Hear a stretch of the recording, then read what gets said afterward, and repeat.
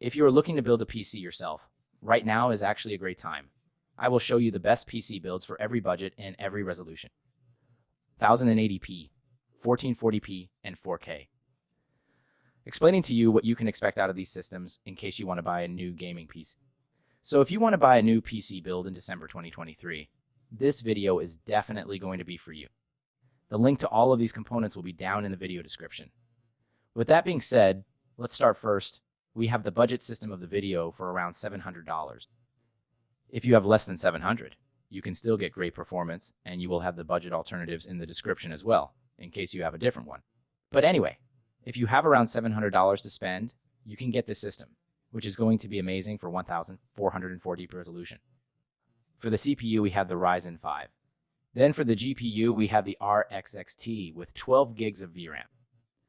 In one of the latest tests from TechSpot, the RX XT was able to average 74 FPS on a 15-game average where high-demanding games were tested.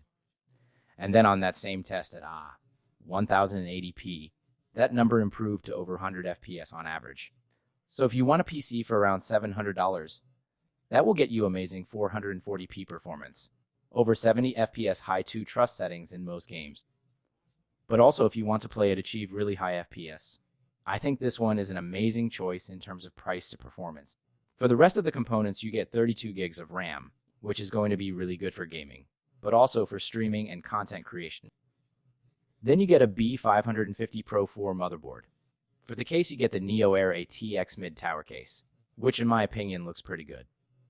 It has super installed fans, really decent airflow, and the price is only $40. And last but not least, the power supply. We have a 600-watt, 80-plus gold power supply, which is going to be enough for this type of build. So overall, you get a great system. In terms of performance, you get 12 gigs of RAM, 32 gigs of RAM, good airflow, and enough wattage. Then if you have more money for around $1,000, you can get a much better system for 1440p resolution. If you're going to play it, think the $700 system is going to do an amazing job, and it's going to be more than enough. But if you want to jump up to think, this one makes much more sense, especially if you have a higher budget with this one. For the CPU, you have the AMD Ryzen 7 5700X, which is faster than the I've mentioned before, and it also has more cores. And then for the GPU, you have the RX XT, which has 16 gigs of RAM. Therefore, it's going to be better, especially at 4K resolution and if you want to play on ultra settings. And on that same 15-game average I've mentioned before, at XT was able to average over 100 FPS. So that's around 30 plus FPS on average. More than the RX XT I've mentioned before. And that number becomes even more important when it comes to 4K resolution on that same test. The XT was able to average over 60 FPS and the XT around 40 FPS. So this is when the difference matters if you have a monitor. So whether you want a plus FPS on average experience or a 1440 really high FPS experience, this system is going to be excellent. Now, if you had to buy a monitor, which one would I recommend? Is it a 1440p monitor or an added? I think you should get a 1440p monitor for this PC. You are going to be taking advantage of higher frame rates. But if you already have a 4K monitor and you do not want to spend anything over $1,000, I think this one is an amazing choice anyway. For the rest of the components, we get the same 32 gigs of RAM, a 1TB Gen 3 SSD, the Deep Cooler G for the CPU cooler, which is going to be amazing for our Ryzen 7. Then we get a nice looking case with plenty of airflow and 3 print-style funds in the Bitfinex Nova Mesh Micro ATX mini tower case. And then we get an 800-watt 80-plus wall power supply, which is going to be plenty of wattage for now, but also in the future if you want to do an upgrade. And last but not least, the motherboard. We have the same as Rock BM Pro 4. One thing that I have to mention is that if you have around $150 more to spend, I do recommend you upgrading the system with a newer platform, which means that you are going to get a better CPU for right now, but also a more future-proof system. You will have the link to that alternative in the description, but I do recommend you making the upgrade if you have around $150 to spend on a new system. You would get a better quality power supply that has more wattage as well. 32 gigs of DDR5 memory instead of DDR4. And then you would get the Ryzen 5, which is faster than the Ryzen 7 5700X when it comes to gaming performance. But it's also better in terms of upgradability over time. Anyway, moving up to the budget of $1,500 to be exact, This system right now is $1,523. But I do recommend you spending the extra $20 to get a better CPU. Here we get the Ryzen X, and for the GPU, you will have two options. You can either go with the RX XT or the RT XT, which is the one that I'm recommending for this build. The T at the moment is slightly cheaper than the XT. It has about the same rasterized performance, but it has a better level of ray tracing. You get DLSS 3, and you get a better level of content creation depending on the app that you are using. I currently have the RTX Ti on my system, and I never had any issues with it, and I have a 440p monitor. If you want to play at 4K resolution, then I do recommend you going with the XT because it has more parameter at the end of the day. It's faster. Remember, the price difference is about $20, so that shouldn't be an issue. And you will have the XT as an alternative in the description as well. But I do like the Ti if you want to do more than just gaming. But anyway, whether you get the Ti or the XT, at 1,440, you will be able to average over 120 FPS, and at 4K, you will be able to average over 70 FPS for the Ti and over 80 FPS for the XT. Both GPUs are going to do an amazing job when it comes to gaming at 4K resolution.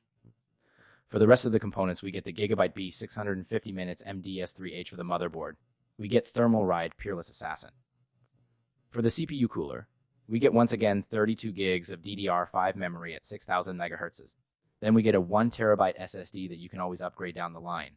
If you need more storage, you get the Phanteks Eclipse GA, which has 3 pre-installed fans, and in my opinion is a great case for the price with amazing airflow. I also added 1 extra fans for the exhaust one. That way you have 4 fans total and better ventilation.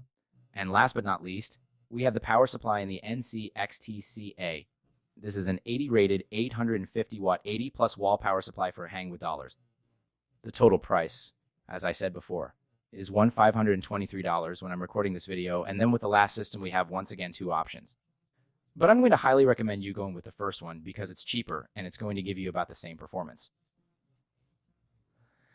Is $1,850, so really expensive, but you are getting top of the line gaming experience at 4K resolution on ultra settings. For the CPU, we get the Ryzen 7 7800X3, which is arguably the fastest CPU on the market right now, alongside the RX XT-X GPU, which is a 24 gigs of VRAM graphics card that is going to be amazing for 4K ultra settings. High FPS on that 15 game average I mentioned before, the RTX, which is slightly slower than the RX XT-X in terms of rasterized performance. CE was able to average 92 FPS on high 2 ultra settings on high demanding title. So you can expect about 5 to 10% faster performance than this at K, which is really fast performing. And as I said on my previous videos, the XTX is the second fastest GPU in the whole market, right under the RTX. 90, and then at 1,404 TEEP on that same.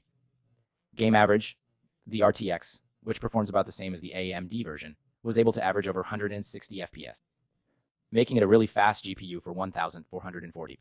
But if you want to play at, would recommend you spending less money. However, if you do not want to upgrade to you have around this budget, you can get even higher FPS if you play at 1,440 resolution. For the rest of the components, we get the same 850 watt 80 plus gold power supply from NZXT. We get the Montech Sky 2 ATX mid tower case, which has plenty of fans and really great airflow for $88. Then we get 2 terabytes of Chinforce SSD instead of 1 gigs of DDR5 memory. Once again, the Thermal Ride Purely Assassin 120 for the CPU cooler, which is going to be really good in terms of price to performance. And then we get the Gigabyte B 650 MDS M3H Micro ATX motherboard once again. This is, in my opinion, top of the line, and most people do not need anything more than this for gaming. But if you want to max out your budget and you have about $2,000 to spend, then I do recommend you getting a better CPU cooler in the Deepcool LS. This is a 240 audio wall liquid cooler, which is going to look amazing, and it's going to perform amazing as well. Then I also upgraded the motherboard to the Asusaf Gaming B650 Wi-Fi at TX-M5 motherboard with plenty of features, and it's going to be a much better option than the Gigabyte I've mentioned before. And then the last thing I've done is changing the power supply to 80 plus gold power supply rated again for $110. So you get a better system overall, but in terms of gaming performance, it's going to be about the same. So here you decide whether or not spending $2,000 is going to make sense for you, because for $850, you can get a great 4K system as well. But anyway, both alternatives alternatives and also more expensive systems, as I said before, will be in the description. So if you have about $3,000 to spend, or maybe more than that, and you want the RTX on your system, those will be in the description. Thank you guys for watching. Thank you for the support. And I will see you on the next one. Bye.